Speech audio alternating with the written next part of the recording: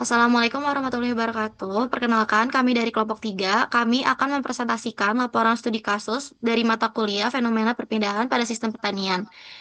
Berjudul Studi Eksperimental tentang Distribusi Suhu dan Kelembapan Lingkungan pada Rumah Kaca Besar Multi Bentang berdasarkan perbedaan tinggi tanaman dengan kondisi ventilasi. Next. Berikut adalah anggota kelompok kami. Di sini ada Alvan, Agung, Naila, Naura Amelia, Fatur, dan Aurelia Tessa.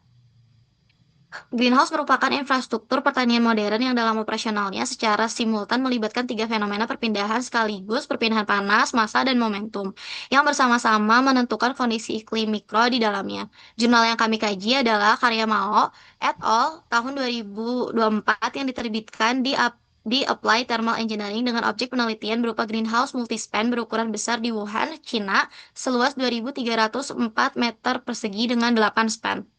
Penelitian ini mengkaji bagaimana ketinggian tanaman dan strategi ventilasi memengaruhi distribusi suhu dan kelembapan di dalam greenhouse. Kami memilih jurnal ini karena secara langsung mempresentasikan ketiga fenomena perpindahan yang dipelajari di mata kuliah ini. Dilakukan pada skala yang lebih besar dari penelitian sebelumnya dan memiliki relevansi yang kuat dengan teknologi pasca panen. Tujuan laporan kami adalah mengkaji metode dan hasil penelitian, menganalisis relevansinya terhadap fenomena perpindahan, dan membandingkan temuan jurnal dengan teori yang telah kami pelajari. Kemudian ada tinjauan pustaka. Yang pertama ada perpindahan panas konduksi, di mana pada sistem greenhouse, proses ini tuh terjadi pada tanah, material penutup, struktur bangunan yang menerima energi dari radiasi matahari, kemudian menyimpan serta menghantarkannya ke lingkungan sekitar, di mana tanah ini berperan sebagai media penyimpanan panas eh, yang awalnya tanah itu menyerap radiasi matahari pada siang hari, kemudian mengalami proses transfer panas dan pelepasan energi termal di seluruh ruangan greenhouse. Kemudian yang kedua ada perpindahan panas konveksi, di mana pada sistem greenhouse konveksi ini mengatur pertukaran panas antara tanah, udara, dan lingkungan luar melalui ventilasi alami maupun ventilasi mekanik. Nah, permukaan tanah yang menerima radiasi ini akan mentransfer panas ke seluruh greenhouse melalui konveksi permukaan tanah udara. Kemudian yang ketiga ada perpindahan panas radiasi, di mana intensitas radiasi matahari memiliki hubungan yang kuat dengan perubahan temperatur di dalam greenhouse. Peningkatan radiasi ini setelah matahari terbit menyebabkan suhu internal meningkat, kemudian menurun kembali saat intensitas radiasinya sudah berkurang. Yang keempat, ada kehilangan panas, di mana sumber kehilangan energi utama itu berupa kehilangan panas melalui ventilasi, selubung bangunan greenhouse, dan proses evaporasi transpirasi tanaman. Nah, solusinya adalah dengan melakukan optimasi desain kolektor surya, pemanfaatan penyimpanan panas, pengendalian ventilasi, dan pengaturan aliran udara kelembapan. Baik, selanjutnya pada poin kelima, distribusi temperatur dalam greenhouse dipengaruhi oleh beberapa faktor seperti radiasi matahari, sistem ventilasi, dan juga karakteristik bangunan greenhouse itu sendiri. Akibat adanya perbedaan penerimaan panas dan sirkulasi udara, suhu di dalam greenhouse tidak tersebar secara merata sehingga dapat membentuk gradien suhu secara vertikal dan juga horizontal. Lalu pada poin ke-6, kelembaban relatif adalah salah satu parameter penting dalam pengendalian iklim mikro greenhouse. Kelembaban relatif dipengaruhi oleh proses transpirasi tanaman, evaporasi, dan sirkulasi udara dalam greenhouse. Nilai kelembaban yang terlalu tinggi maupun terlalu rendah dapat mempengaruhi proses fisiologis tanaman, sehingga pengendalian kelembaban diperlukan untuk menjaga kondisi lingkungan yang optimal bagi perkembangan tanaman. Lalu yang ketujuh, tinggi tanaman dan kerapatan kanopi juga memengaruhi kondisi mikroklimat dalam greenhouse. Semakin tinggi dan rapat kanopi tanaman, maka aliran udara dalam greenhouse dapat terhambat sehingga memengaruhi distribusi suhu dan kelembapan udara. Selain itu, proses transpirasi tanaman juga berkontribusi terhadap perubahan kondisi lingkungan di dalam greenhouse. Oke, berikutnya masuk ke metodologi. Jadi tujuan penelitian dari Mao et al.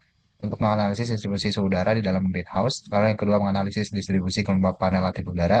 Kemudian mengkaji pengaruh tinggi tanaman terhadap mikroklimat greenhouse. Dan yang terakhir tujuannya menentukan strategi ventilasi mana yang paling efektif. Di gambar juga tergambarkan di mana letak lokasi, kemudian komponen-komponen alat yang dilakukan pengamatan. Kemudian pada objek penelitian sendiri itu dilakukan pada greenhouse multispan yang sebanyak 8 betang. Kemudian lokasinya ada di kota Wuhan, China.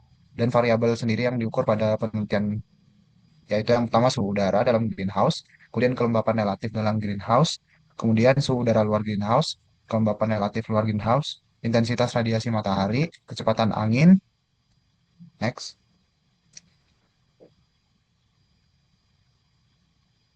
Baik, berikutnya pada penelitian Mao et al. Itu variabel perlakuannya terdapat tanaman cabai yang tingginya itu kurang lebih 1,1 meter.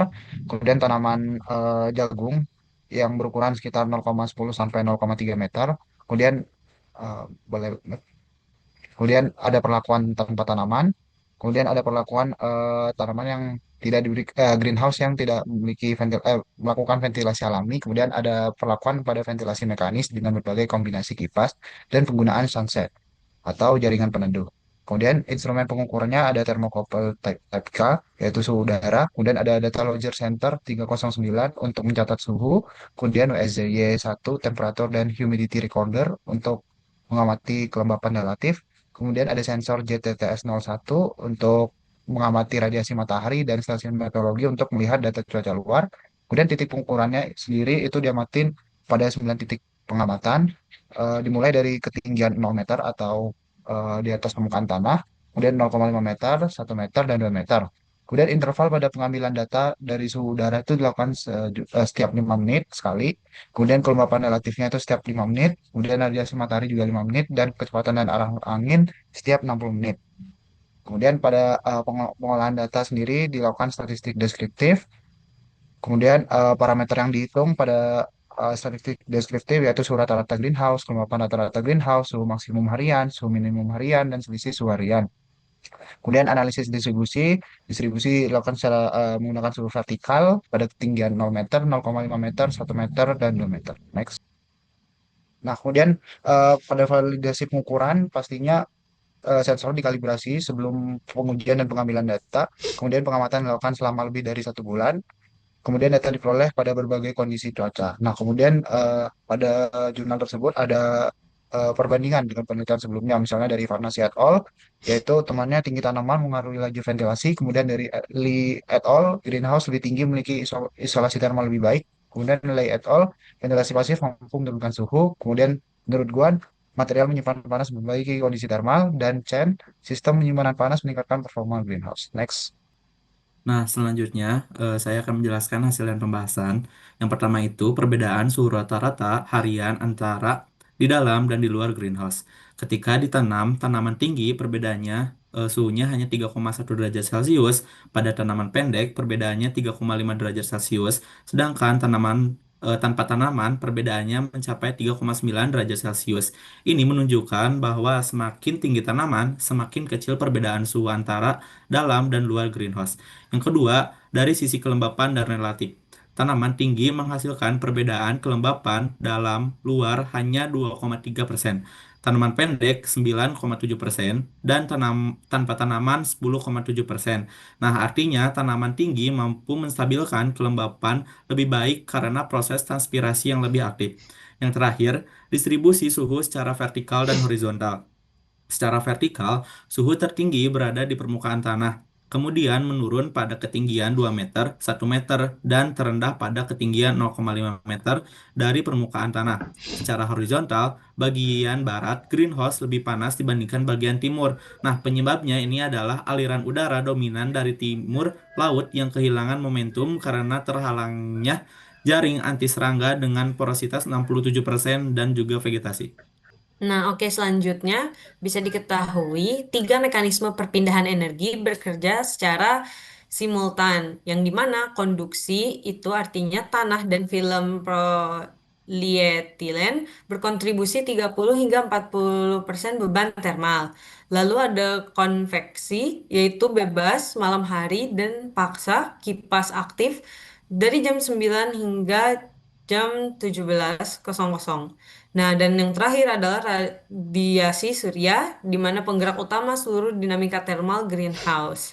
Nah, transpirasi tanaman tinggi meningkatkan kelembapan, namun distribusinya itu paling tidak merata, yang di mana terdapat deviasi, yaitu minus 9,8% hingga plus 9,2%. Dari review jurnal yang kami mendapatkan dua kesimpulan, yaitu yang pertama, tinggi tanaman mengaruhi distribusi suhu dan kelembapan di dalam greenhouse. Tanaman yang lebih tinggi menurunkan perbedaan suhu dalam luar greenhouse dari 3,9 derajat Celcius menjadi 3,1 derajat Celcius serta meningkatkan kelembapan udara sehingga kondisi mikroklimat menjadi lebih stabil. Lalu yang kedua, strategi ventilasi mekanis yang paling efektif ternyata dengan menggunakan 8 kipas yang berada di tengah, dikombinasikan dengan external shading net yang mampu menurunkan suhu rata-rata greenhouse hingga 35,9 derajat Celcius untuk memperkecil selisih suhu dalam dan luar greenhouse menjadi 0,8 derajat Celcius dan menghasilkan distribusi suhu yang lebih seragam dibandingkan ventilasi alami. Oke, mungkin cukup sekian presentasi dari kelompok kami. Kurang lebihnya mohon maaf dan terima kasih.